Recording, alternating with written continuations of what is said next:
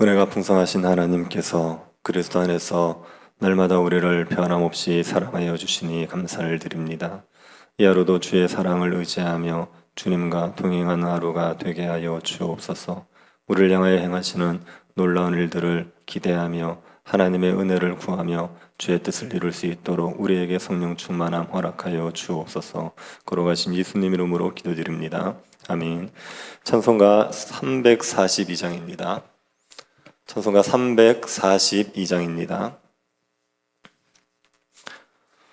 통일 찬송가는 395장입니다. 너 시험을 당해 죄 짓지 말고 너 용기를 다해 곧 물리치라. 너 시험을 이겨 새 힘을 얻고 주 예수를 믿어 늘 승리하라. 우리 구주의 힘과 그의 위로를 빌라. 주님 내 편에 서서 항상 도우시리. 내 친구를 삼가 잘 선택하고 너행을 삼가 늘 조심하라.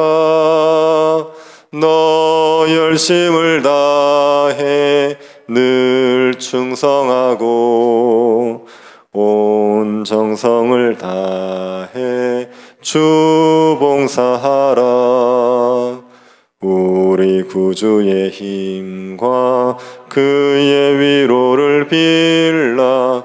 주님 내 편에 서서 항상 도우시리.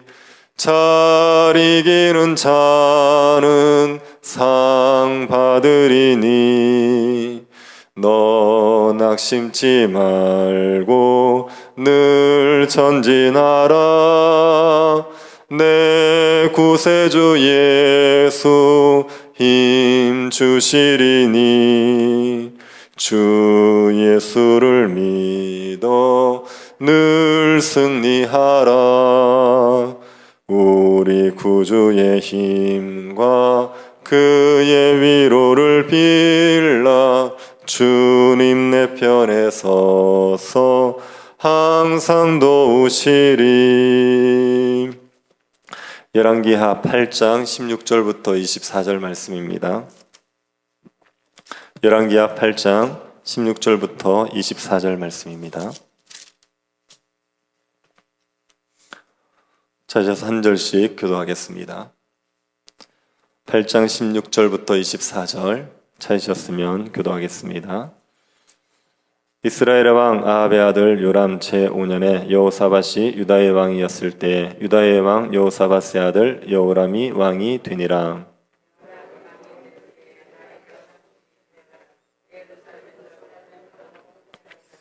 그가 이스라엘 왕들의 길을 가서 아합의 집과 같이 하였으니 이는 아합의 딸이 그의 아내가 되었음이라.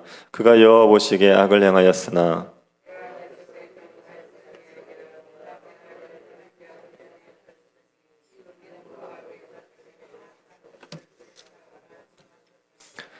여호람 때 에돔이 유다의 손에서 배반하여 자기 위에 왕을 세운 거로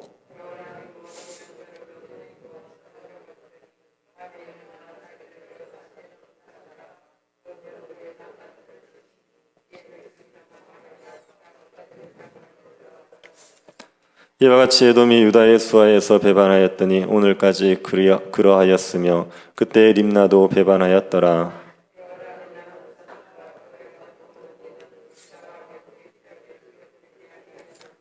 같이 보겠습니다.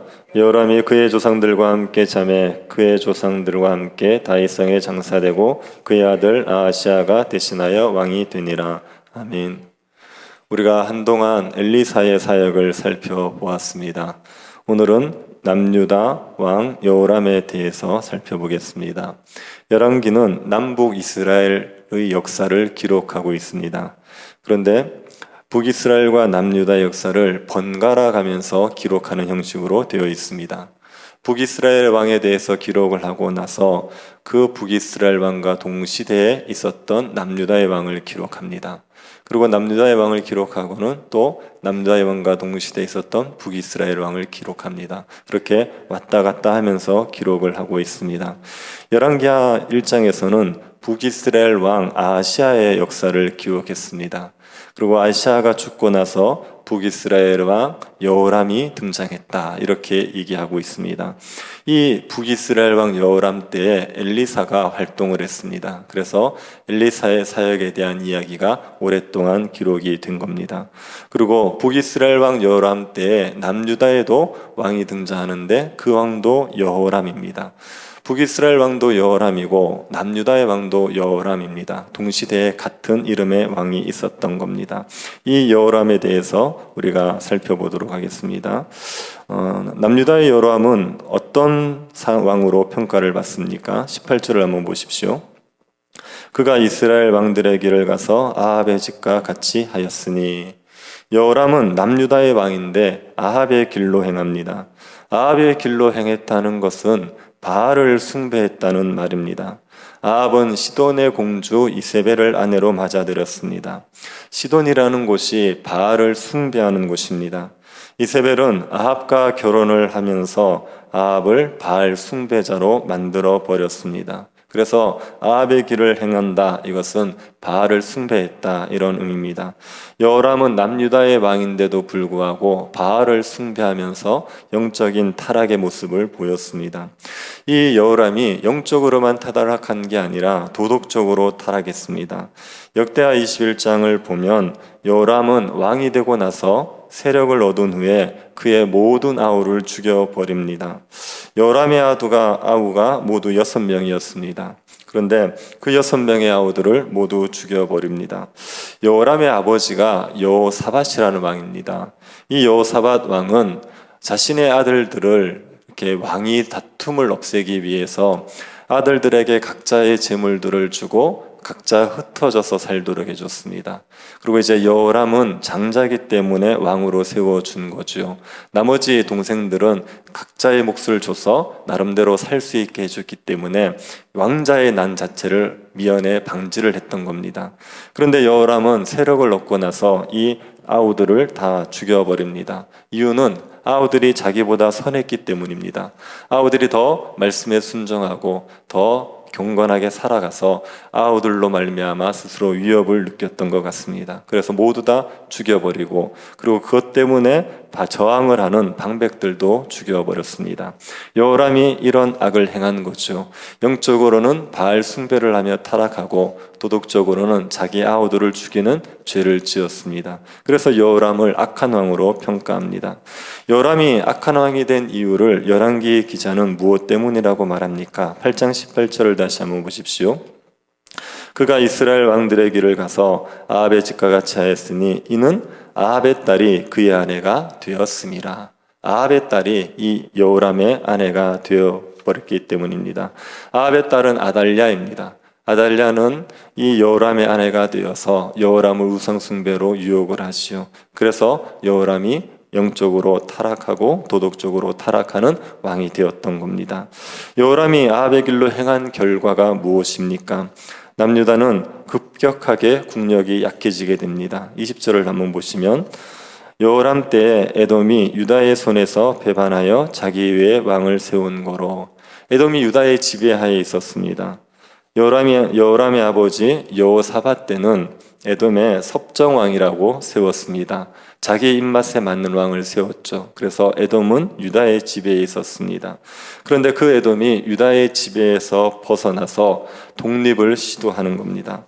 에돔의 독립을 시도했다는 이야기는 유다가 그만큼 약해졌다는 얘기입니다. 유다가 강하면 감히 에돔이 독립 시도를 하지 못했겠죠.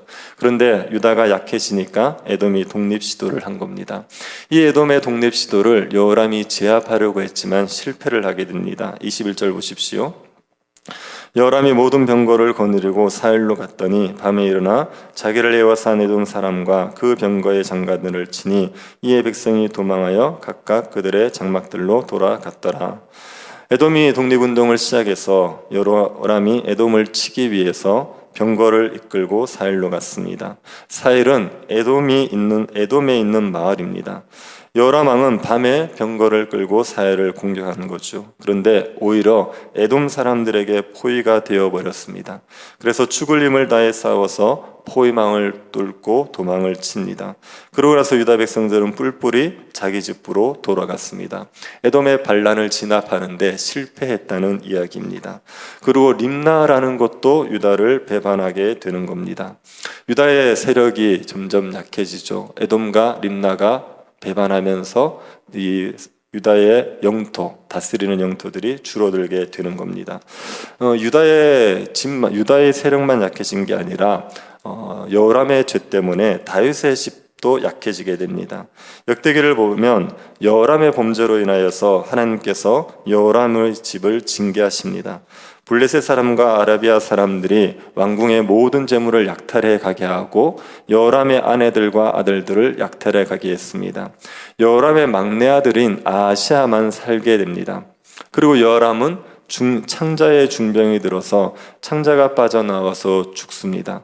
여기에 여호람의 아들 중에 아하시아만 살고 그리고 여호람도 병들어서 죽게 되는 거죠. 이렇게 여호람의 집, 유다의 집이, 다윗의 집이 세력이 약해졌습니다. 여호람은 유다 왕인데 이스라엘의 길을 따랐습니다. 아합의 길을 따랐습니다. 그 결과 나라가 쇠약해지고 다윗의 집도 쇠약해졌습니다. 아합의 길을 따르면 부강해질 줄 알았는데, 아합의 길을 따르면 잘 살 줄 알았는데 오히려 쇠약해지고 만 겁니다. 우리가 이 여호람을 반면교사로 삼아야 됩니다. 여호람이 아합의 길을 따름으로 유다가 쇠약해졌듯이 오늘날 교회가 세상을 따르면 교회가 쇠약해진다는 것을 기억해야 됩니다. 교회를 허약하게 만드는 중요한 요인은 세속화입니다. 교회가 자꾸만 세상을 닮아가기 때문입니다. 세상을 따라가기 때문에 교회가 점점 허약해지는 겁니다. 교회가 세속화되면 나타나는 여러 가지 증상들이 있습니다. 첫 번째는 설교가 세속화됩니다. 설교에 사람들이 좋아할 세상적인 이야기들이 많아지고 교리적인 내용이나 죄를 지적하는 내용이 사라지게 됩니다. 그리고 또 교회의 문턱이 낮아집니다. 교인이 되기 위해서 거쳐야 될 절차가 아주 간소화됩니다. 그래서 교인이 되는 게 어렵지 않습니다. 제가 어떤 천주교를 다니시는 어떤 연세 드신 할머니를 한번 만났는데, 천주교는 교인으로 등록하기 위해서 반드시 교리 교육을 받아야 됩니다. 그런데 그 교리 교육을 몇 달을 하나 봐요. 그래서 그거 받는 게 굉장히 어렵다. 그래서 천주교 교인이 되기 어렵다. 그런 이야기를 하는 걸 들었습니다. 요즘에 교회는 세례 교육을 하긴 하지만 그러나 그렇게 몇 달씩 하지 않지요. 그래서 교회에서 교인 되는 것이 그렇게 어렵지 않습니다. 마음만 먹으면 교인이 될 수 있고 교육자가 되는 것도 조금만 노력하면 될 수가 있는 그런 사항이 됩니다. 또 교회가 세속화되면 교회의 행사들이 유흥을 중심으로 이루어집니다. 사람들이 모여서 노는 데 초점이 있습니다. 또 교회에 죄가 많아지게 되고 교회에서 성경을 가르치지 않고 교회가 점점 세속적인 가치를 높이 평가합니다. 부자들, 세상에서 높은 사람들이 교회에 와서도 높임을 받게 되는 겁니다. 이게 교회가 세속화되었다는 것을 보여줍니다. 교회가 이렇게 세속화되어 버리면 교회는 쇠약해지죠. 세상의 소금과 빛이 되지를 못합니다. 맛을 잃은 소금처럼 아무짝에도 쓸모없어지는 겁니다. 오늘날 목회자들과 의식 있는 성도들이 한국교회의 가장 심각한 문제가 세속화다 이렇게 말합니다. 한국교회는 핍박을 받지 않은 지가 오래되었습니다. 그리고 지금은 물질적으로 풍족한 시대입니다. 그래서 풍요와 안락에 길들여져 차지도 덥지도 않은 신앙생활을 하고 있습니다. 교회를 안 다니는 건 아니지만 복음의 열정을 가지고 살아가지 않습니다. 그저 내 마음 평안하고 가정이 편안하기를 바라는 마음으로 교회를 다닙니다. 주를 위해서 열정적으로 살아가려고 하기보다는 자신의 풍요와 안락을 추구하죠.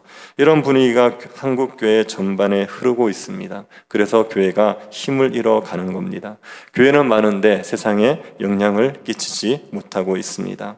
그런데 이런 교회라도 교회가 세속화되어지고 무기력해지더라도 하나님은 이런 교회를 사랑합니다. 그리고 교회를 멸하기를 즐거워하지 않으십니다.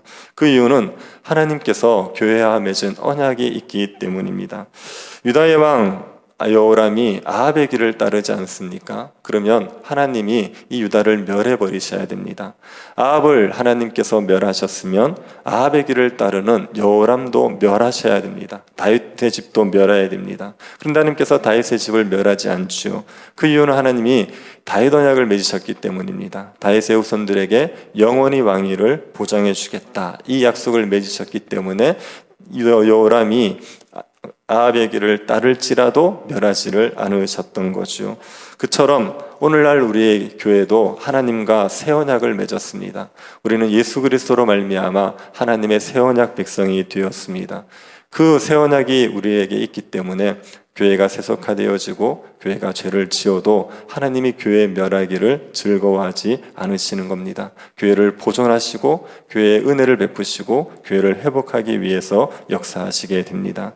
우리가 이 하나님을 기억할 수 있게 되기를 바랍니다. 우리를 변함없이 우리가 죄를 짓고 세상의 길을 따라갈지라도 여전히 우리를 사랑하셔서 교회를 회복시키기 원하시는 그 하나님의 사랑을 깨닫게 되기를 바랍니다. 그리고 예수 그리스도만을 따르고 그리스도를 위해서 살아가기를 힘쓰는 교회 될 수 있기를 간절히 바랍니다. 자비하신 하나님, 우리를 사랑하여 주시니 감사를 드립니다. 세상을 따라갈 때가 많고 땅의 것들을 추구하면서 하나님을 등질 때가 많은 저희들이지만 주님께서 예수 그리스도 때문에 우리를 사랑하여 주시니 감사를 드립니다. 하나님의 이 놀라운 사랑을 깨닫게 하여 주시고 모든 우상들을 버리고 하나님만을 섬기는 백성들 되게 하여 주옵소서. 거룩하신 예수님 이름으로 기도드립니다. 아멘. 하늘에 계신 우리 아버지여, 이름이 거룩히 여김을 받으시오며 나라의 임하옵시며 뜻이 하늘에서 이룬 것 같이 땅에서도 이루어지이다. 오늘날 우리에게 일용할 양식을 주옵시고 우리가 우리에게 죄 지은 자를 사하여 준 것 같이 우리 죄를 사하여 주옵시고 우리를 시험에 들게 하지 마옵시고 다만 악에서 구하옵소서. 대개 나라와 권세와 영광이 아버지께 영원히 있사옵나이다. 아멘. 내일 있을 임직식을 위해서 기도해 주시고 새교회당 건축을 위해서 기도해 주시고 또 우리 수험생들 위해서 기도해 주시고 오늘 금요 기도에 위해서 기도해 주시고 개인적으로 기도하시기 바랍니다.